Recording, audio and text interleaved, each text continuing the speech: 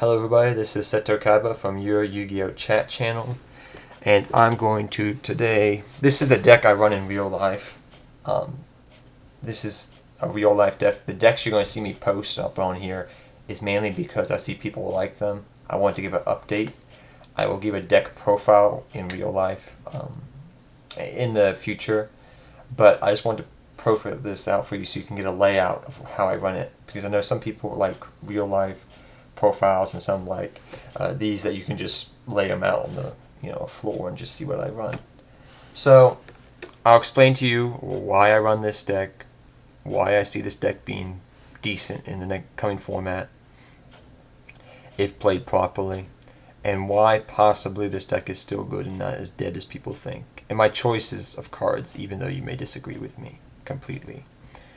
It is mostly I choose these cards because they are made to my playing style, which I like to depend upon the field. I will go offensively, I will go defensively, and I've always found Gavekeepers to be a very versatile deck and can change to offensive mode and defensive mode with the flip of a dime. They can just literally go on a dime and just change. We run 2 Visionary because one can get banished and one can get destroyed. Visionary's effect is you can normal summon this card by tributing one Gavekeeper monster. It's not special summon. You can normal summon this card, which means Ophion does not touch it, I believe. But this card gains 2 attack for each Gavekeeper monster in your graveyard. If this face-up card on the field will be destroyed, you can discard one Gavekeeper monster instead. It's a out to Ophion because it's a normal summon, it's not a special summon. Ophion is supposed to stop special summons. So Evil Swarms in general do not touch this deck. If you're running, a lot of people around you are running Evil Swarms, which I think that's going to be the cheapest good deck to build this soon. For the future, it looks like. Yes, Evil Swarms, but do you want to really pay like whatever Big Eye is going to be and Drago Sack's going to be, even though everything else is going to be pretty much easy to get a hold of? It's up to you.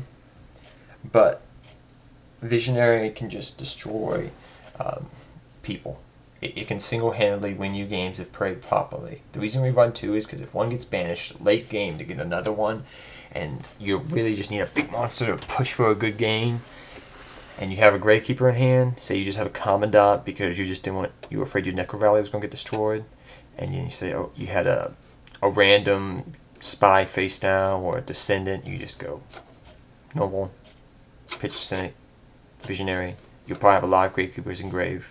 You probably have somewhere around a 3600 attack Visionary, or a 42,000 attack Visionary, which is just amazing. Visionary has done the most work for me for the longest time, and I cannot give him praise more enough. I think even if you're not running Visionary, you need to look into him. You may be used to playing with Maleficent cards, you may be used to playing with Dark World Gavekeepers, a mix of those two. I run both, but this is my favorite build by far. I will be profiling the others shortly. But back to this deck. 3 Commandants because 3 Commandants you must run. I've tried 2 before. I prefer 3. Assailant. The reason why I run 2 Assailant is because this is a Gavekeeper deck, and because of Solidarity, they have to all be spellcasters. And I'll explain that later, but Assailant in this format is very good. If you're running against Ophion, this guy just wrecks Ophion. He's changed him to defense position, and goodnight Irene. Against Water, this deck can do decent. Against the only deck you need to be afraid of is Dark Worlds, and in that case you just scoop.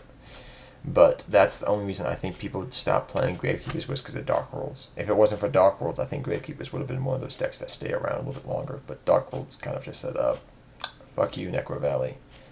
But still, I don't see a lot of Dark World players playing right now. So that's why I brought this thing out of the closet. I still run it. It's my favorite deck of all time. But Assailant can do a bunch of different things. It can run over Exceed monsters, because if you do not notice, a lot of monsters out there have big attack and a little defense. Well, when this guy's got Necro Valley on the field, he's 2,000. If Solidarity is on the field, he's 28,000. If I use 1-to-1 on him, he's 25,000 attack. So I can run over just pretty much anything defensively, and not to mention if I have Necro Valley and Solidarity on the field, he's a 28 running around beat stick. Hi, yeah. Try to stop me. Descendant, the reason I run 3 instead of 2 is because one can get bottomless, one can get destroyed, and because of Visionary, you always want to have Gravekeepers in hand so you can keep Visionary alive. Say if they dog hole, you keep Visionary alive. People really don't know this card. They'll look at it and be like, well, what does this mean? And, when you have a card, just 1 card, 2 cards in hand, you can be even playing with their mind saying, hey, this could be a spell or trap. Or it could be a freaking Gravekeeper and I keep them alive. So, you can play mind games. I've done it many a time, but Descendant is good at 3 because I can use it for Visionary. I can use its ability with Spy. It juices up Visionary. I can just use it for an attack stick. I can use it in different combinations. It's very good. Spear is, I know you may be questioning why I run a Spear. I run it for Visionary. I also run it because it's a 2000 defense pure scene, so they got just a random, they're running a stall type deck, a deck that stalls a lot. I can just pierce them to death, and that'll work too. Like that random Mosh Mulan that may, be annoying as hell. 3 Spy. You know why we run Spy. Great card. Yes, Ovi, I can get over it now because he's 25-50, but believe me, I can get Recruiter out. And not everybody's going to run an Ophion, you gotta remember still. Guard is very good. It pops Ophion. It pops any Exceed back to their extra deck, which is awesome. Destroys the monsters they had attached. Comes in handy in this day and age, especially with Synchros and Exceeds, and he's an awesome card. I've even seen him run literally in, I think he's the Gravekeeper, but next to Spy that can be run without Gravekeepers. The reason being is I've actually seen him in main decks of Prophecies in regionals and YCS that I've been to recently, a couple months ago. I've literally seen this card teched in, not just with one deck, I'm talking with multiple decks, because Spy is such a good 19 defense. They don't run over it, you just pop their Exceed monster. Recruiter, you know what he does. He's the Witch, the Black Force of the deck. He's awesome. He's the Searcher. He's a Recruiter. And he does a great job at he does a great job at it. Steely, you know what it does. It recycles. Gives us recycling ability. Don't be like somebody on DN and tell the person if they're running Gravekeepers you cannot activate Steely when you have Necro Valley. It says right on the text.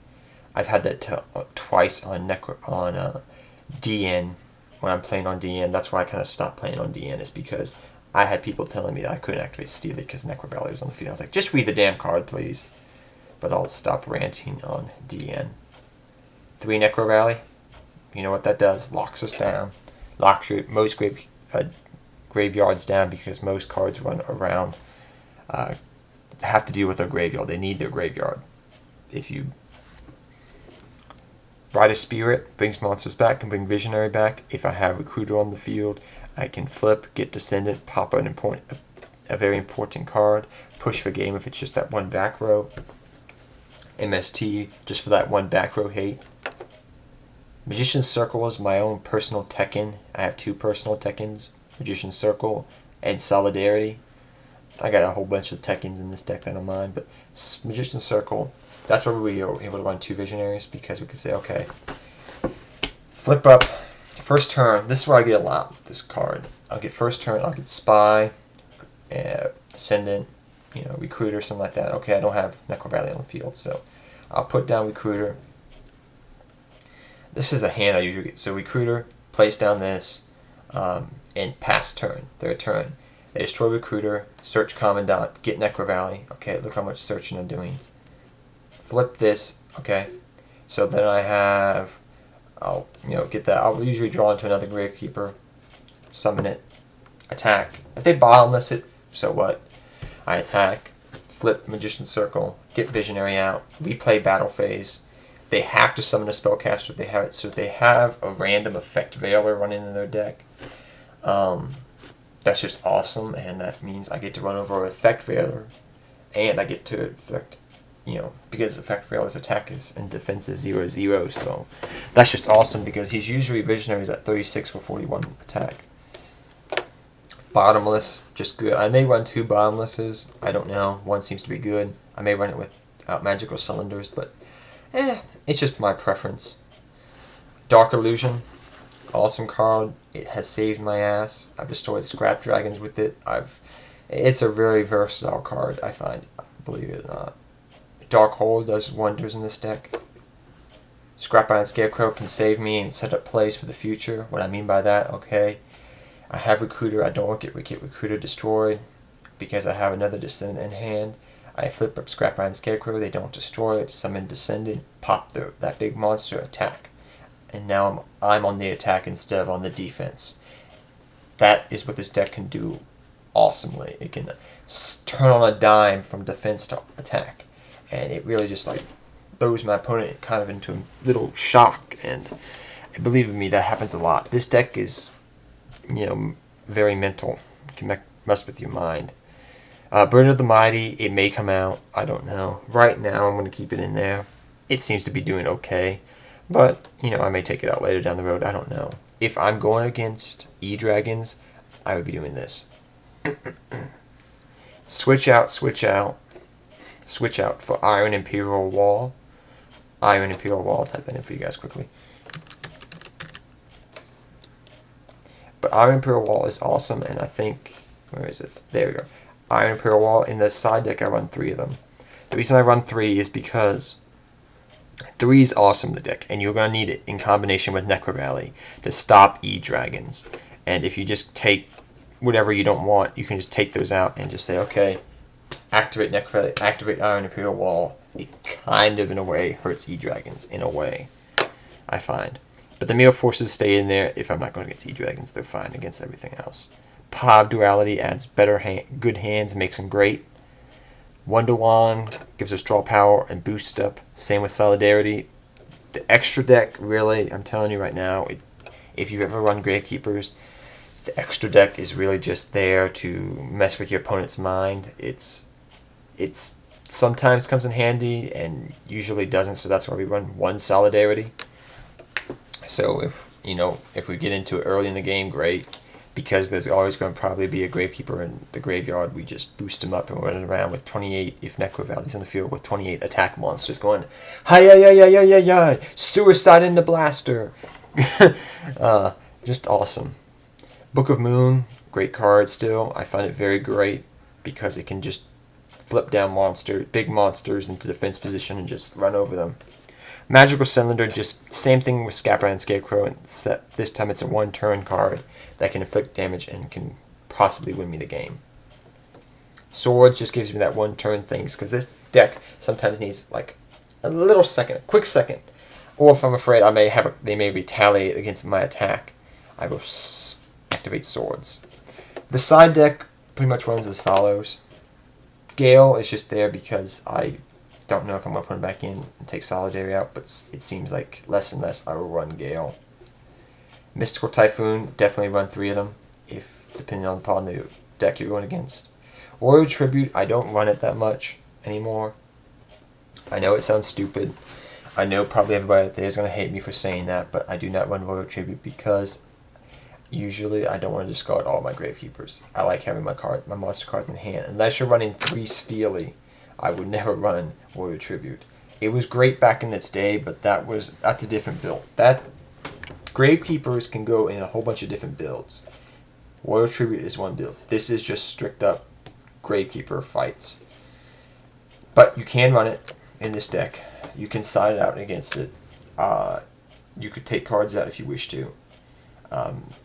You could take this out and then put another Steely in. Then you could take, Burden out, or Scrap Iron Scarecrow, or Swords even, and just say, okay, So, the deck can change quickly from one type of deck to another. That's what I love about it. It's very, very versatile. Iron Imperial Wall, a must now that E-Dragons are coming. It's very good against most decks too, because if they try to bottomless you, but what you want to do if you are running it, you take out that bottomless, because cards can't be removed from play. Bottomless away. No, can't do that. Necro Valley, they can't touch the graveyard, they can't banish from the graveyard, even if the card says they can. So it really affects and wrecks a lot of decks if you're running Necro Valley and an Iron Imperial Wall. I run 3 in the side deck just in case. but I don't know. I may break it down to 2. It just depends, but this card's going to be very important next meta. So, for everybody, thank you for watching. Like, comment, and subscribe. And I'm sorry if you disagree with my entire deck, but I will profile other Gravekeeper decks that I run. If you want to see the one of my other Gravekeeper decks that I've posted before, go back to the Death profile, Death deck profile. It'll have a big skull and crossbones on it. Just click on that, and you'll see the Gravekeeper Dark World video. That's awesome. It's an awesome deck. So till next time, everybody, take care. Seto Kaiba, out.